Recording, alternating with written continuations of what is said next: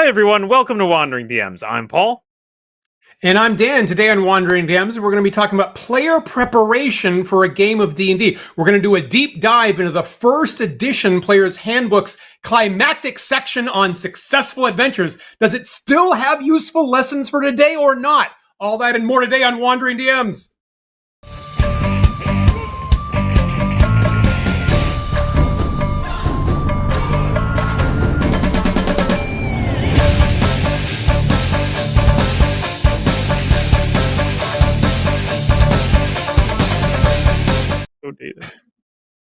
Before we get started, I will remind everyone, as always, at the end of the show, we will be hosting our after party chat. That is a live video chat that Dan and I host with all of our patrons, and you can join in by becoming a patron. Just visit patreon.com/wanderingdms, join at any tier level, and you'll get an invite to our private Discord server. Get your account over there all set up and good to go before the end of the show, because at about 10 minutes after, Dan and I will be there to talk to you all live. We love that. We have the best patrons. For example, our patron Backriz, who's currently checking in that we are now live on Twitch and YouTube and Restream. Thank you so much for checking in on that. We've been talking the last couple of weeks about things like West Marches campaigns that are more player-directed, player-driven, things like that. And the pacing in conjunction with the players last week, things like that. And every time we talk about that, my mind goes back to the first edition Player's Handbook, which here's my copy, and shall we say that it's well loved. It's a well loved 47-year-old copy. It looks like that book has seen some things, man. In racing they have a saying of you want to use up all of the car, and I think I've used up all of this book. I think I've got pretty much all the value and more that was provided out of the book. But interestingly, the last section of the book, not counting the appendices, but the last section of the Player's Handbook is this section on, it's titled Successful Adventures, and it's specifically about advanced player preparation. It's a page and a half written by Gary Gygax about if you want to be not a good but a great player, you've got to do this. You really ought to sit down and do this advanced preparation with your party to get ready for the game before you sit down with the DM. And I think it's so interesting that, maybe people are rediscovering some of these tips nowadays, or or maybe in some cases they have actually been lost and maybe they're not appropriate for the game nowadays. So I kind of wanted to have a chat with you, Paul, and our viewers about whether they thought this was still appropriate nowadays. How have you dug into this in the past, Paul? I feel like I've certainly read it in the past. Dug in, I don't know how much I've dug into it in the past. It is a fascinating insight into how Gary was running the game at that time period, I think, and like his attitude towards what the game was about and how it should be played, right? There's not a lot of text in these books about the dynamics of the play group, or like just the, I feel like the books really focus on the nitty gritty of the rules and less so on, well, how do you, I keep just ending with, how do you play, right? How does the game actually play? And I think this is our best insight into that. Viewers, if you're right, looking at this tiny text that I've put up on screen, we don't really expect you to read it. This is where it is in the book, but if you've got your copy of the Player's Handbook open and you're searching for this, look for this lovely image of the big magic mouth. It's right there. Now, one thing I want to point out in this illustration, which is one of my favorite things ever in any D&D book by the great Dave Trampier, I believe, and it's kind of magically amazing, is that for some reason, and I've had both of these resources for many years, just in the last hour prepping for this, I realized that my actual book and my PDF version of the Player's Handbook that is, authorized by Wizards, and I think I got it off Drive Through RPG a number of years ago, they horizontally flipped this illustration. Huh. Fascinating. Why did they do that? Is that just like an error? They horizontally flipped. So I believe what I've got in my hands is the original version, and then the PDF version, they flipped it. That's weird. I have no idea why. That is very. Was there like a graphic designer that thought it was better like that? I don't know. Can you find the signature? Like that's what I wonder about. Is the signature backwards in one of the images? I can't even find the signature. I think it's snipped out. I actually I don't see a Yep. signature on the page, so I think that even in the original version that was cropped out. Well, Which is a good. it is as full page illustrations go. It's a nice way to find it. It's also just a lovely callback to the old Magic Mouth spell, which I feel like I've gone back and forth on. There was a time when it appeared everywhere, and it was just ubiquitous and part of D&D, and then I started to feel like it was overplayed, and so I stopped using it really in any of my games. And now I'm looking at this image going like, oh yeah, Magic Mouth. I haven't used that in a while. I should take that one back out. Love it. Yeah. It starts off like the In Search of the Unknown is like the very first thing you run into. So that's classic memory for me. Yeah. It's one of those funny things too, where I feel like it's a spell that was listed in the spells section, like any player could memorize it, but really it's for the DM. Like really, right? It is much more for dressing your dungeon than for a player to actually use in some useful way. I guess at least I've rarely, if ever, seen a player use Magic Mouth in an interesting way that was helpful to them. Can anybody can you, Paul, or any of our viewers name a literary reference for where a Magic Mouth type thing first showed up in our classic D&D canon? Jeez, no, I couldn't do that. What always jumps into my brain when I think of it is ridiculously the scene from Labyrinth where the main character is falling and there are all these hands and they form mouths and eyes and yes, weird. But the Henson people with their Moominshants trends, like that, all that Moominshantsy stuff just creep the crap out of me, and I memory hold that every time they do all that stuff. And my partner Isabel loves it. She'll go, "Oh, the Moominshant stuff is my favorite part of the Muppets." Anyway, we're way off track. I'm thinking of there's a Magic Mouth in Paul Anderson's Three Hearts and Three Lions, which gave us the template for the D&D Paladin. And they're in the fairy castle, reaches the doorknob, and it turns into a mouth and starts berating the person in question. But we're way off track. So among the things that I love about this section, right, is right off the bat, in the first paragraph, it says, what follows are some basic guidelines as to how good players approach the game, and as continued success tends towards even more achievement, those who play well might actually become great. And so it's an interesting, perspective that we're playing a game where your goal is to beat the dungeon as a team. And it's maybe slightly different than what some players might come to a modern game of D&D now of like, I want to, have an interesting character and I want to have a romantic relationship and I want a pet and things like that. And the goal is clearly, can you, on like an Olympic level, beat the dungeon? And we can potentially qualify. And this is in an era where tournaments are super important. We ought to be able to qualify a good performance versus a great performance of how you go ahead and beat the dungeon. Clearly, this is the context that this is written in. It's there's so many interesting nuggets and so many different ideas that are presented in this 2 pages of pretty dense small font text. I think I think there's many ways I could take what you've just said there. But I think the first and most interesting element is just like, should players even do prep, right? Like I feel like in modern gaming, we come to expect that to be the DM's purview, right? Like that's part of the DM's job, and there's very little expectation that the players think about the game at all between sessions. All that really is on the player is to show up. And this text definitely suggests otherwise, right? It's trying to push more responsibility on the player. And I've always wondered deep down, is this Gary talking about the way it was or the way he wished it was?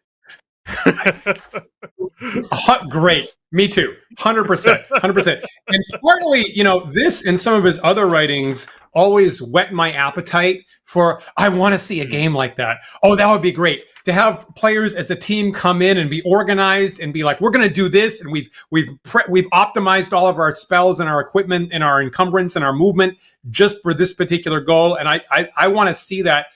Admittedly, I've never seen that. Admittedly, I've never experienced that. So, is this part of it? One of his writings that's aspirational. I would trying to get people to do this, to take some load off him with his copious number of sessions that he's running. What a great question. It is a fantastic idea at its core, and one that is, like, I will say, as DM, yes, I love seeing when players have bothered to prepare, right? Like, or even just be motivated, right? If players are simply, and it doesn't even have to be all of them, if a couple of them, one or two of them, this is exactly what we were talking about.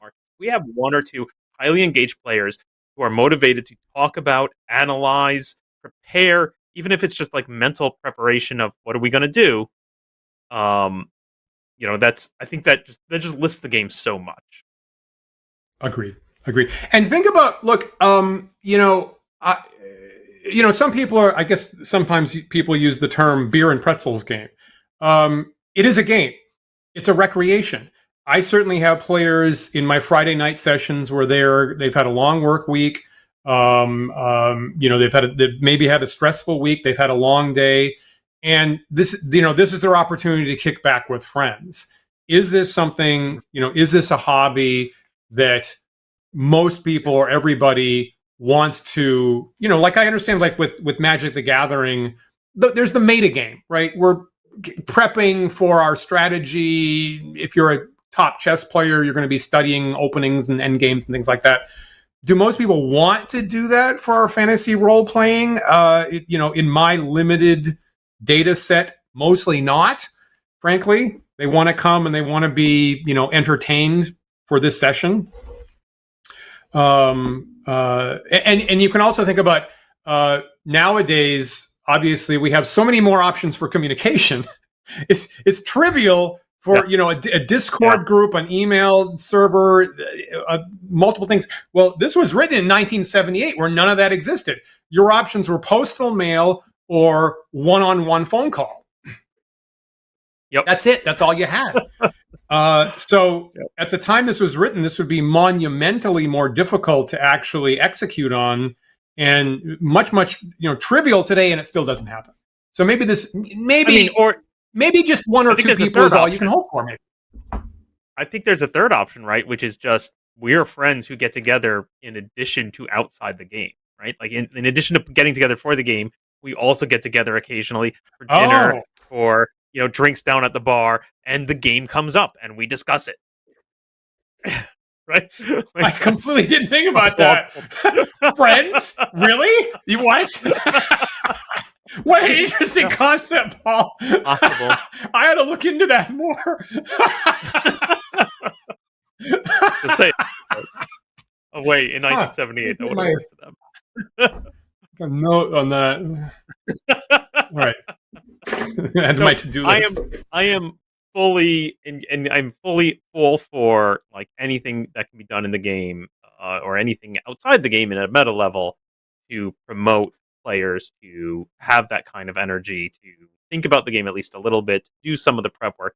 And again, I don't necessarily think it's contrary to players who want, like, a relaxing, fun activity with their friends. Plenty of things, right, that people do together that they then talk about when they're not doing that thing, right? Like, there's certainly plenty of leisure activities where I'm sure people, did you see the game last night? Right? Like, they both like watching football, and they like talking about having watched football, right? Like, it's a totally. And I'm there's a whole agreed. It takes a little load off the DM, right? Because, like, just knowing, having that information, the players are interested in XYZ, it helps focus us. It maybe if they're willing to take on a little bit of the logistics, it's really nice, and I'm all for it. And again, this is this West Marches style that we're seeing Critical Role run with their current season. So it's that's very much an expectation. I think this is the part of West Marches that Critical Role doesn't do at all. Is my theory? Is going to be my theory, right? Okay, right. They're doing the big continuous world, sandbox style thing. They're doing the lots of players thing, but are the players self-organizing, or are they being directed how to organize? Yeah. Okay. I don't Fair. not enough information for me yet, but my gut says they're not really self-organized. So in this section, there are, and it's easy to miss, partly because of the way things are organized and edited at the time. There are 7 italicized recommendations, and sometimes they're kind of deep into a paragraph. It's not easy to actually spot them. There's 7 italicized recommendations, and I'd kind of like to go through the 7 and think about how useful they would be for our game today. So number 1 is set an objective. And I mean, I feel like this is very much the West Marches thing, right? Number 1 is set an objective. It's get together, talk to the players. Actually, what it specifically says is it says at least talk to the better players so that you will be able to set an objective for the adventure. And this could be get to the 2nd level, or find the stairs, or destroy this ancient artifact, or wreck this shrine, or steal this treasure, or something like that. But have a specific objective. And then once that's been set, do we have the resources for it? What spells are we going to take? What equipment are we going to take? Do we need to hire henchmen to bolster our party for this? But the number, and most of this other advice is going to be keep focusing on that objective. Useful? I do like the set of objective thing, and I'm not even sure. I almost think you could take that to the extreme and say, does the DM even need to be involved in that, or is just the objective needs to be delivered to the DM? This is our objective. This is what we're doing. Yeah, I think it's great.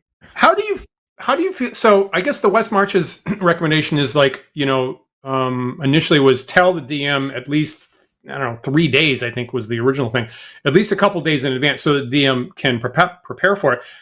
Now what I have had, I think at least once or twice, is I've had players secretly pick a goal and intentionally not inform me about it, so they could show up in the game and go, "Hey, Dan, guys, we're doing this, and we know you don't have any time to prep for it, so it should be easier than if you set up a bunch of obstacles for us." What a jerk move! What a jerk move! You know what? I points for that. You're for it? I give points for it. That's ballsy, and I like it. That's funny. That's funny. That'd be funny.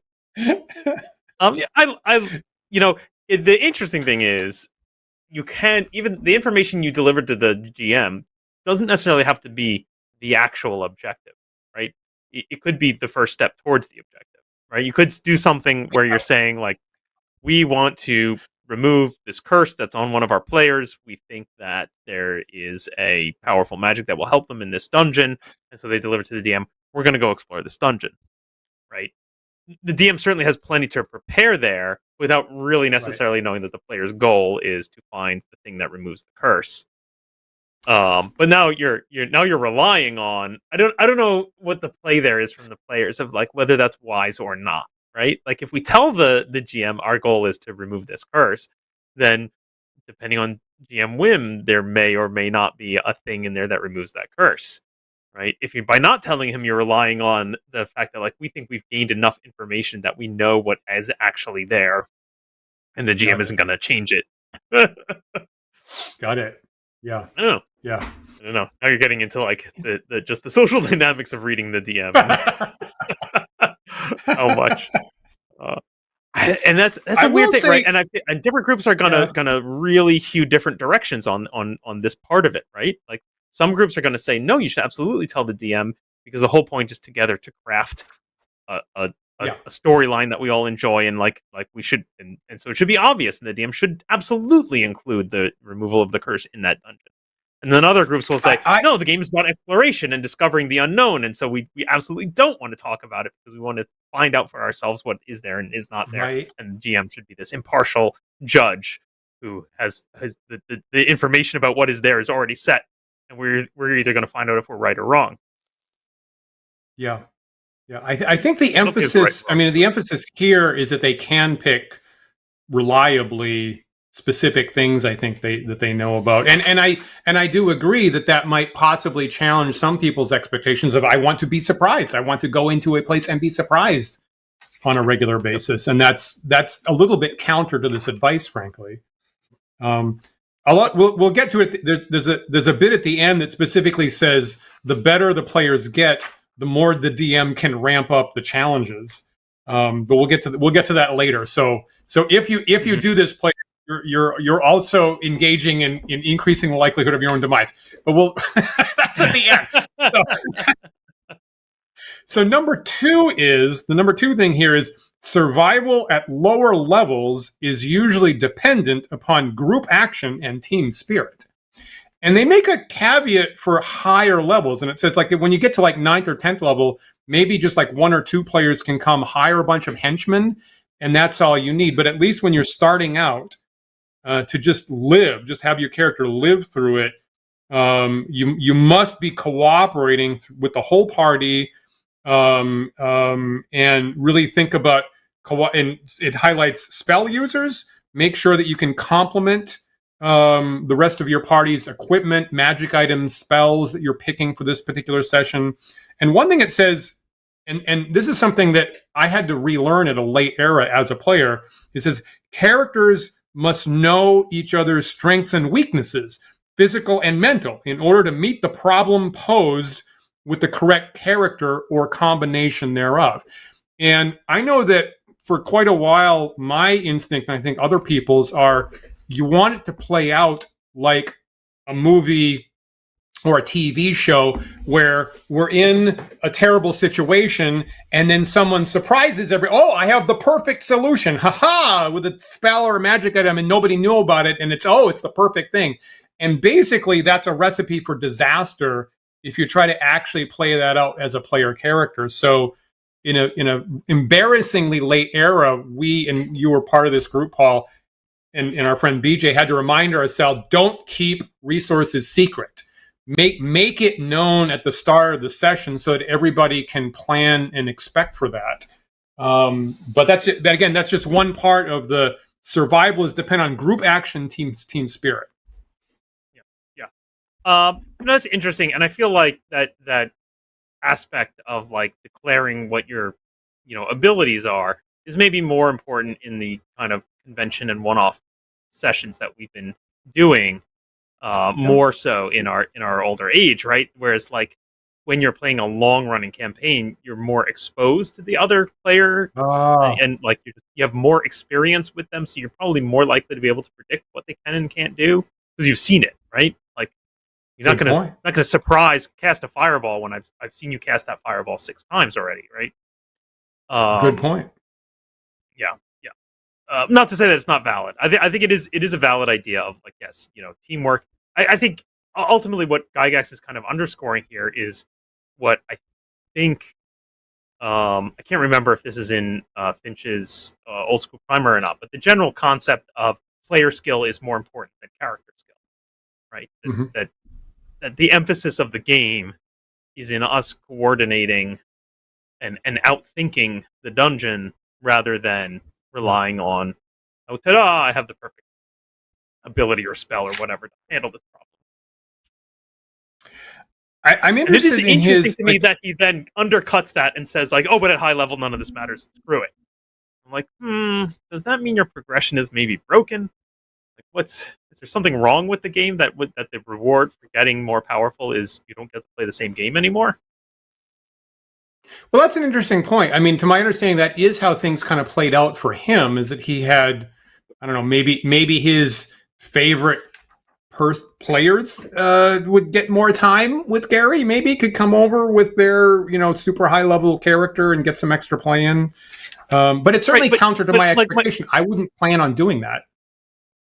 And my point is, right, if you dig into that and you say, this is a feature, right? This is a feature of the game, right? The game, D&D, it encourages collaborative lateral thinking, right? It encourages teamwork, and it encourages you to, not just rely on statistics and actually like cooperatively with your friends come up with clever solutions to problems.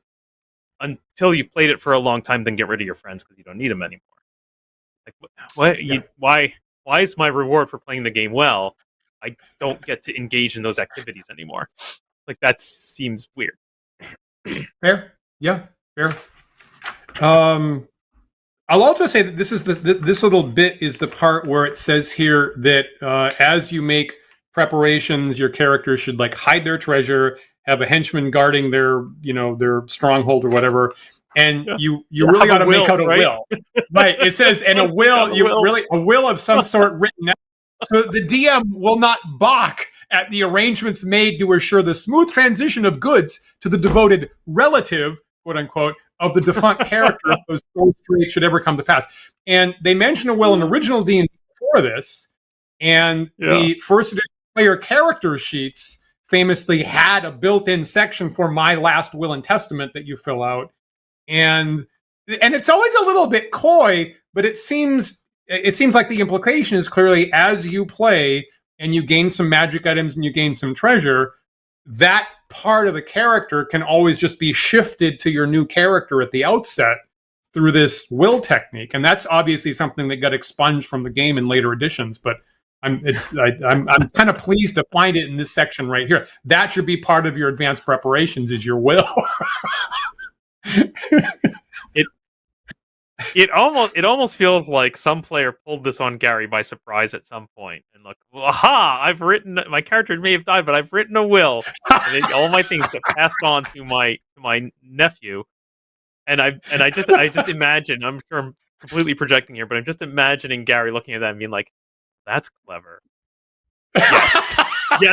Yes, not only does that happen, but now I'm writing it into my book. You should do this. Everyone should do this. It's very clever. Yeah. I agree. That does feel quite that does feel quite likely. You're right. And we've done stuff like that. When I had the player be like, "Can we use if we recorded the clue? Can we use the recording the clue?" And everybody yelled at him like, "Why are you wasting time on this?" And he says, "Because I recorded the clue." Because when Dan read it, I recorded that part. I'm like, yes, you get to use that, sir. Brilliant. Moving on. Okay, number three of 7 is a map is very important because it helps assure that the party will be able to return to the surface. And they go into and it says, this doesn't need to be a square perfect. If it's off by 10 or 20 feet, that's not the point. The point is avoid the dead ends, get back to the surface. It recommends actually having 2 people make 2 separate maps. And it also has a section on, if you get chased and you're running, you won't be allowed to map. So then you ought to have some pre-planned turn left, turn right, turn left, turn right, so you can easily get back to your map section or not. So this is a thing that I'm accustomed to. Some people want to get away from this nowadays, don't want that to be part of the game. What do you think, Paul? I think this is a part in this text where Gary gets into some nitty gritty here, where he's definitely assuming a very specific style of play, right? Dungeon, right? Which he talks about in the very beginning, like dungeon exploration, what most of this is about, right? And there's a general attitude throughout this text, I think, of this push towards you are a tactical unit, right? And your group is training on these very, very specific tactics of how to accomplish this very specific kind of challenge. And that's what the game is about. I don't want to deny any of that and say the game is not about that. It is, right? And it's a great part of the game. I just want to push back on that a little bit and say the game doesn't have to only be that. That there is a lot of other aspects of playing D&D or other RPGs that I enjoy that this just excludes. I might want to step back a little and say, how can I genericize that a little bit? I might say, like, taking notes is important. Like, take notes, right? Nice. You know, whether that's your a physical map of the location you're exploring or notes about the people you're meeting or whatever, you know, leaving bound and then tying that into, like, these are in-game artifacts. My character keeps a journal and I will include my journal in my will of how it gets passed along. Not bad. I like all that stuff. Is a map super important when you're exploring an underground dungeon? For sure. Yeah, it is. You need redundancy, 2 people drawing maps. I've literally never seen it happen. Not once. Yeah. I think maybe I have. Yeah. I think I have actually seen. I have seen that, actually. Maybe with like a larger group with like 9 people. I actually have seen that. And it actually, I think that actually has come in play once. I think I actually have destroyed someone's map and go, "Ha ha, you're lost." And then someone else went, well, I have mine. And I'm like, you've got to be kidding me. I did not know that was happening. And the players did actually get one over on me by doing that once. Yeah. I mean, I have seen cases, I guess, where one player is keeping like a very detailed graph paper map and another player is just writing very like loose point-to-point notes with just lines and circles, but it's still enough to navigate by. And then I've also seen a funny thing, which Gary points out, as I've seen a case where I've played with a player who just has amazing spatial memory, and they just remember it all. Oh. And he talks about that a little bit in his text, and these people exist. I've played with them who could just like close his eyes and think hard and go, yep, we go left and then right again and then left and then right. And he just completely visualized the 3D or the 2D layout of the map perfectly in his head. Like, wow. Right. You do exactly that. That's novel. Oh, that would be a new thing for me. I haven't run that. Let me throw up a really great comment here that we just got from Stephen Kennedy, who we're talking about mapping here, and Stephen saying, well, unless you've been teleported. Well, interestingly, Gary has a final point about this, and I actually love the way it's written. It says, if transported or otherwise lost, begin mapping on a fresh sheet of paper and check for familiar or similar places as you go along. Never become despondent. Fight until the very end. And that really hits me. That really warms my heart. There was a day a couple weeks back in bowling where I was at the line and behind a little bit, and one of the people on the other team just yelled out, "He never quits!" Is what they said. I'm like, maybe that's where I got that from a little bit. I don't mind that as life advice. Yeah, I mean, yeah, be tenacious. Why not? It's hard to argue against that one, Dan. That's great. I love your perspective of like how to generalize this actually past the specific this particular getting through a labyrinth type play. But yeah, I'm glad you enjoy that, because I was like, oh no, this is the part I thought that maybe you and I were going to butt heads on, is like when there's certain parts of this text, man, where Gary's military background is just showing, right? Like whether that's the influence of wargaming or was he actually in the military? I can't remember. But like it has this very heavy dose of like, yes, military command, tactical, mentality, which do I want that in my games? Not necessarily. And his players at the time, I mean, many or most of them were, veterans from either World War II or Korea, or at least in the National Guard or reserves or something like that. And they all brought, that sensibility and enjoyed that play style, frankly. Yeah, and I'm not trying to say that it's not good, and I'm not trying to say that they clearly didn't do it right. Like I'm sure it was very appealing to the gang that he had back in the mid 70s. And even if they didn't have direct military experience, they were certainly all war gamers, right? That's the whole hobby. Grew up out of wargaming, so they're used to this kind of structure. So great, good for them. That's and I don't necessarily always want. I think that there's a certain amount of that.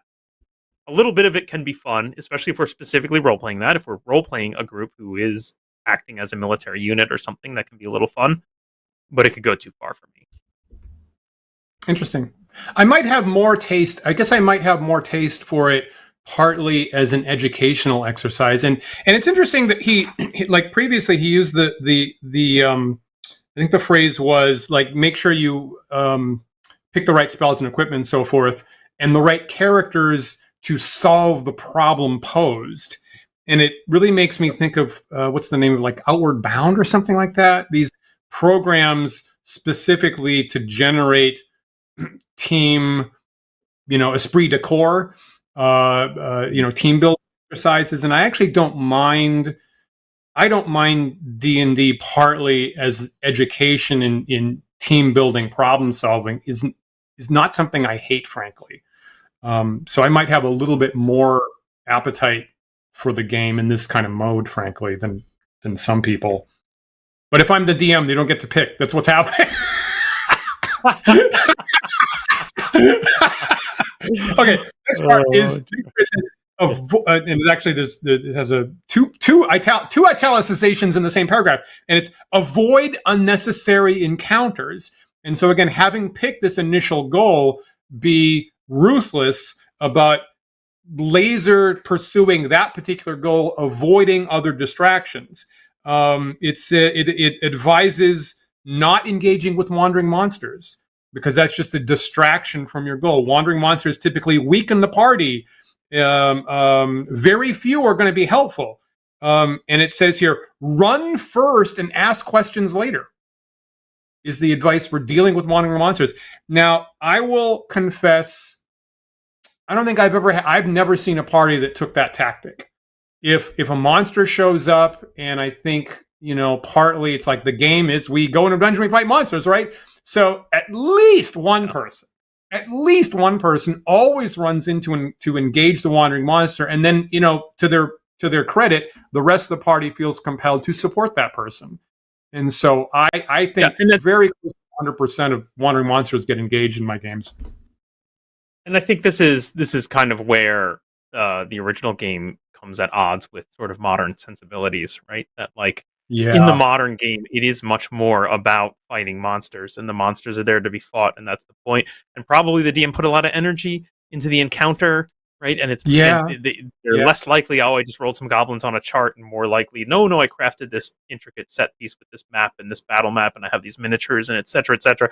At which point you're like, it just avoiding it is just mean, right? I'm just, all that hard work the DM put in, I'm just tossing it aside. And again, I just think it's just that pointing out, I think, how different the games are and how different their point is, right? This is certainly something we see in Finch's. I keep forgetting the name of his school primer. The old school primer, right? This is certainly in his old school primer, right? That the game was originally more about exploration, not about combat. That more modern games are more about the tactical combat. Yeah, and I think part of what you're saying is, we certainly have friends that have expunged wandering monsters, and said wandering monsters just don't make any sense for the coherent story that I'm trying to tell. And therefore every monster you run into is presumably a preset crafted encounter. Right. And because they want to put that level of energy into it, right? Like if we're going to spend 2 hours of our game session staring at a battle mat with these well painted minis and carefully crafted terrain, or at least well thought out, even if it's just on a wet erase battle mat, even still just I thought out what this encounter is going to be like, and it's more of set PC. Then why would you toss that away, right? That's something you carefully crafted and put in place on purpose. As opposed to, like I said, most wandering monsters, literally, it's just a random roll. Just, this thing happened, right? You're traveling from point A to point B. I have to roll the dice 3 times, and this time it came up with a 1. So I'll roll on this chart. Oh, it's 6 goblins. Go. Well, in the original game, that is a test. Yeah, avoid it. Yeah, It's in the original game, that is a test of party discipline. Do they have the capacity as a group to all say, yes, we run away? The next thing in the same paragraph, on the same point, frankly, number 5 is do not be sidetracked. And the interesting note here is a good referee will have many ways to distract an expedition, many things to draw attention, but ignore them if at all possible. The mappers should note such thing, and maybe another expedition will be in order another day to investigate or destroy the whatever.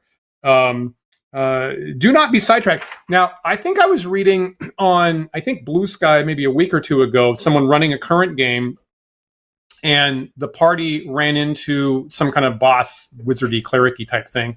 And at the outset of the engagement, the boss said, "You are so easy to distract. The dumbest ruse will always distract you. Here are my minions who are now going to destroy you." And in come some goons, and the party fights them. And at the end, it turns out that the ritual that the bad guy was trying to get done in the next room had been completed, because the players had been, in fact, distracted by the monsters that came in. the boss literally explicitly told them that at the outset that was happening, and the players all like smacked themselves on the head, like, "Oh my god!" He literally said that he was going to distract us, and it absolutely worked. So that's hilarious. I can imagine a critique here of like why have interesting, enticing things in the game in order and then tell players that they need to avoid them. Well, it sets up the relationship between DM and player in an unusual way, let me say. Right? I mean, there's certainly lots of stories of the old school killer DM, and I think this is just a slight variation of that, where it's really like the DM is attempting to hinder you, to hamper your progress towards your goal. Yes. Like in an almost kind of like impishly, malicious way, right? I'm like, ha ha ha, players, you idiots. Which, like, I don't know, is that impish? That really, I don't know. It's a little weird for me because, and frankly, it's part of just the paradox of DMing, right? Is that you're there to challenge the players, but you also enjoy seeing them succeed. So there's a weird. I feel like too far down this road, you get stupid stuff like earworms. Yes. And sure. Rust monsters and and all the other million stupid things that are like, the players figured out this trick, I'm going to counter them with this ham-fisted thing. I'm not a big wrestling fan traditionally, but we keep brushing up against the energy of like pro wrestling. And when I was young, I would hear people that play the villains, maybe possibly like Andy Kaufman probably talked about this more than some other people, of like, I really enjoy people hating me. I really love 10,000 people in an arena screaming for my head to be ripped off. That's great. I'm like, what kind of insanity is this? And then, a couple decades go by, I'm like, that's what I'm doing. That's what I'm doing as a DM.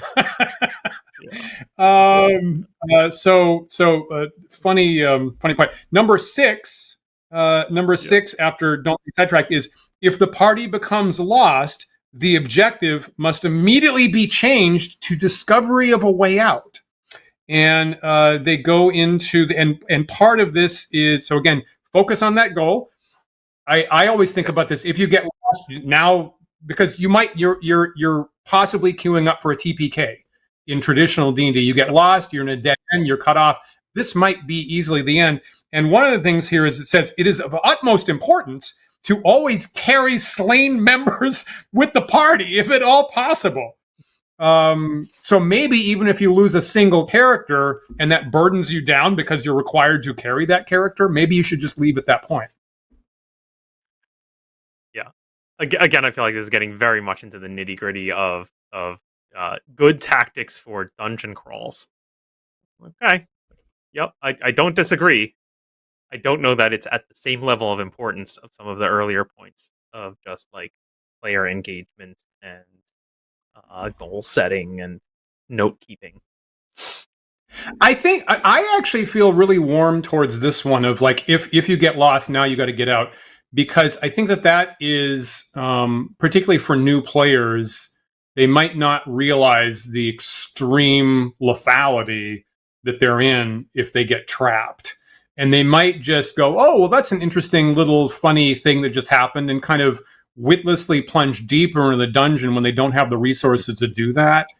And and if they haven't seen a TPK before in their life, they might not realize that that's a potential, thing that's allowed to happen.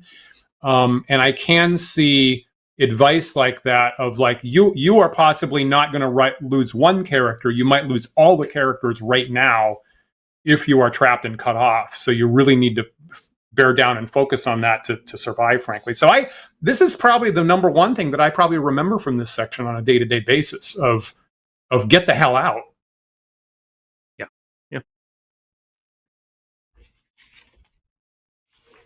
Now, number 7, and maybe for some people this might be, and this is actually the longest, this actually goes for 2 paragraphs here. The last one is, cooperation assumes mutual trust and confidence. And it says this is enhanced when members are certain that the survivors will do their best to see that any slain character is carried forth from the dungeon to be resurrected, if at all possible. All members of the expedition should be ready and willing to part with any goods, money, and magic items in order to save lives. Failing that, each should be willing to fight to the death to assure the survival and success of the party. This will happen when mutual trust exists. And so for me, this kind of like, and again, this is very much in the ballpark of this military squad. We leave no brother behind, no brother or sister.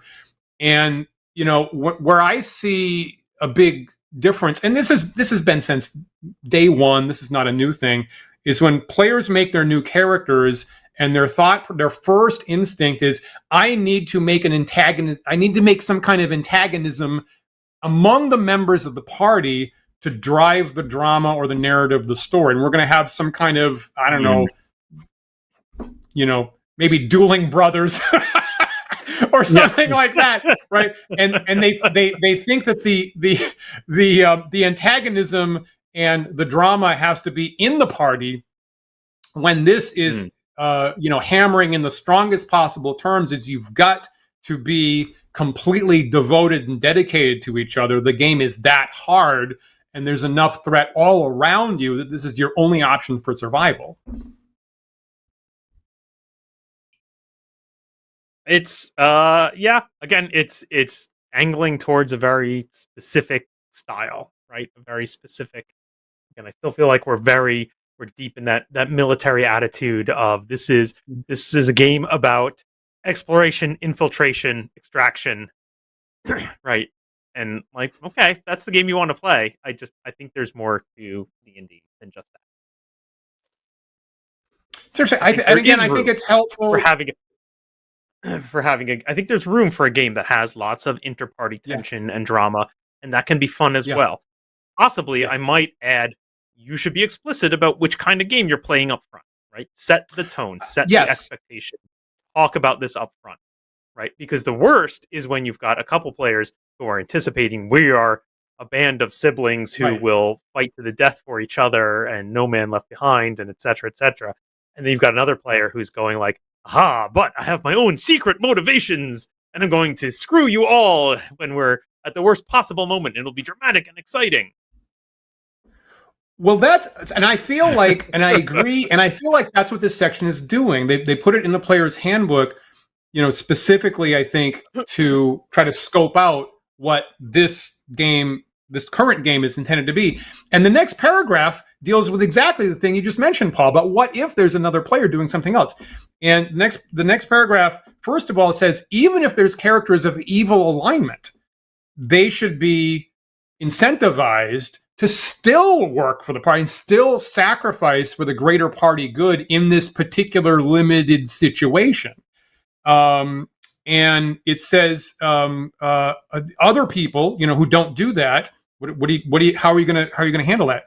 Let me see. So it says, okay, now chaotic evil ones, they're prone to be troublesome and hurtful. Selfish neutrals are going to be similar to those evil characters. I mean, hopefully you can meet their price, basically. And then it says the character of good alignment, who is basically uncooperative, often acting as an evil or selfish neutral, is another matter. For such players usually join under the pretense of being helpful and willing to act in the best interest of the party. Undoubtedly, this is the part we're really going to debate. Undoubtedly, the best way to take care of such players is to expel them from the group as soon as circumstances permit.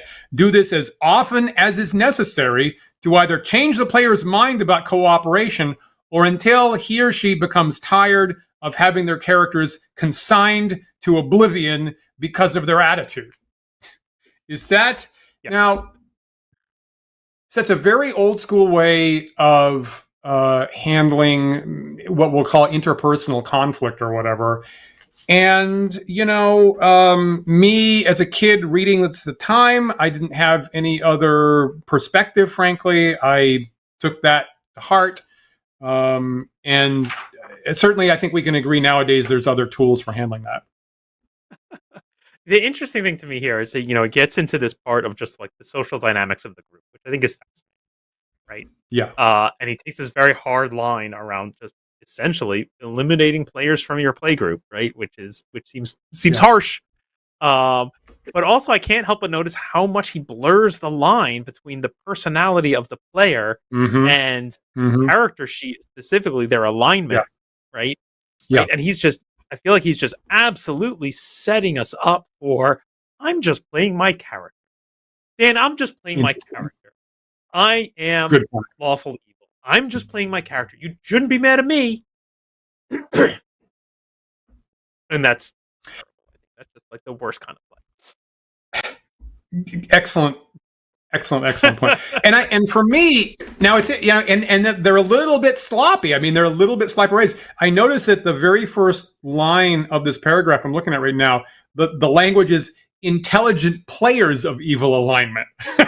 Should do this, right? It doesn't say player characters of evil alignment. It actually says intelligent players of evil alignment should still be ready to help others to further their own ends. And for me, I think that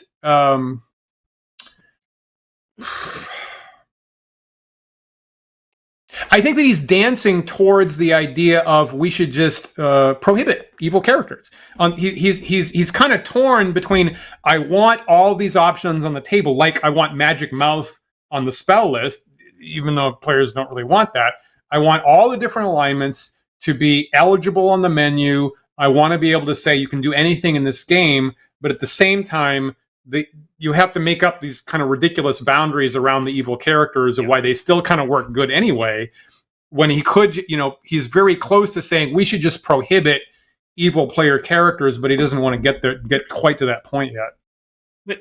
But I feel like it's still an excuse to use game mechanics to enforce interpersonal decisions when you really should just be an adult and talk to people like adults, right? Like, should you only play with the people you would get along with and want to play with? Yes, of course. If you have issues with someone on a personal level and you don't get along, maybe don't play D&D with that person. That is fine. Right. But saying like, oh, well, it's fine. Everyone's welcome at the table, but I'm just going to be a dick to you so that eventually you'll stop showing up. Or I think also what we're getting at here, some of the stuff I pointed out that just naturally happens, possibly to the detriment of the West Marches style, is you end up with cliques. Right. And then people start to exclude each other, and so I feel like that nature of that style of organization, Gygax would probably point to that and say that's a feature. That's how you get rid of the bad players. Is they just stop getting invited to the game. Yeah. And that sucks, man. Just treat people like humans. Come on. I will say, I mean, maybe I need this. Maybe I'm bolstering. I'm bolstering my courage to say a certain thing when this comes up, and the advice to have the conversation. I think I do have to confess that there are certain subcultures. Maybe where I grew up was one of them. Maybe that generation before me is one of them, and I grew up with older. I worked in the fields with older farmers. I'm currently in a bowling group, frankly, where I'm by far the youngest person in the group, oddly. And some of those older gentlemen of that generation do not have that let's have a conversation in their DNA. They just don't have it.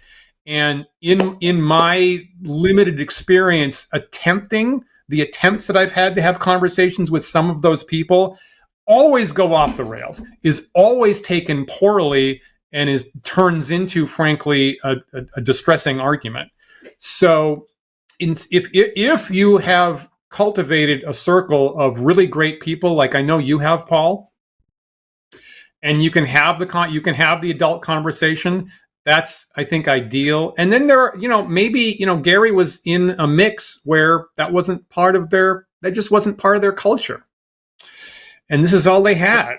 And this is how they went through the world. Yeah, I don't disagree with any of that. We have a really nice comment here from Yes Man and Burn, which I'm going to put up here. It might be too long to fit in our little text box here. It is, but I'll read it out. It says, I think Gary's functionally right about the problem, but of course not about the solution, which shouldn't be slap down the player's character until they shape up. It should, of course, be have an adult conversation and get on the same page. That's better. I think I totally agree with that. I think it's unfortunate that Gary's attitude made it here into the page. We're all flawed in one way or another, Dan, right? We all, More than one. Maybe a multitude. yeah. There's a lot to like, frankly, in Gary's text here. And there's a lot there's some good advice, and there's some really nice insights just how the game was played amongst him and his players. And then there's some occasional things where I'm just going to have to say, I disagree with you, Gary. I'm not going to do it that way. Yeah. We're standing on the shoulders of giants, and hopefully we can do even better. Yeah. Exactly. We are out of time, Dan, unfortunately. I was excited to talk about the social contract part. We barely managed to slip it in there towards the end. Do you have any final thoughts on player prep? I think we agree that this is specific to this very take no prisoners, explore a dungeon style at the time. And I am enticed by it. And like I say, I like D&D partly as an educational opportunity to in team building, in problem solving, and how can we confront overwhelming adversity as a small group of people that depend on each other closely. I think that that's an important and useful skill in the world. It continues to be today. So I don't mind having games like that. And it's certainly been a big benefit in my life to have an opportunity to reflect on what that kind of confrontation with evil would look like. So granted, if you embrace a play style like that, I really like this focus on team building, complete devotion to the people that you're fighting with, focus on a goal, even though when you're getting distractions around you, and if you get cut off and trapped, get out. Those are things that frankly make a difference, and I don't mind having particularly new players reminded about that. I think is a really good opportunity for that, frankly.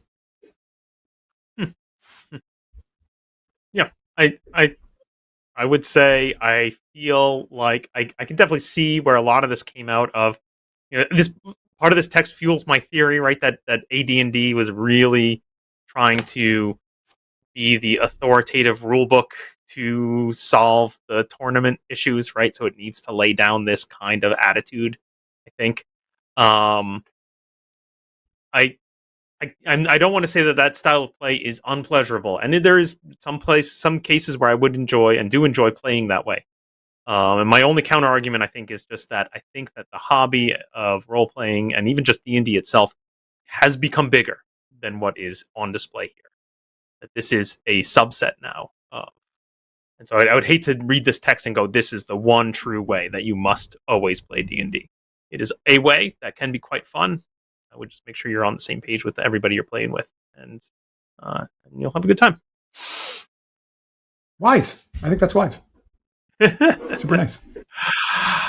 Viewers, if you have thoughts on player prep, what you think your players should or wish your players were doing to prepare for D&D games, or thoughts on Gygax's section here labeled Successful Adventures in the back of the first edition AD&D Player's Handbook, please leave us a comment here in the YouTube video. We'd love to hear from you, and perhaps we will have a follow-up conversation fueled by your very thoughts.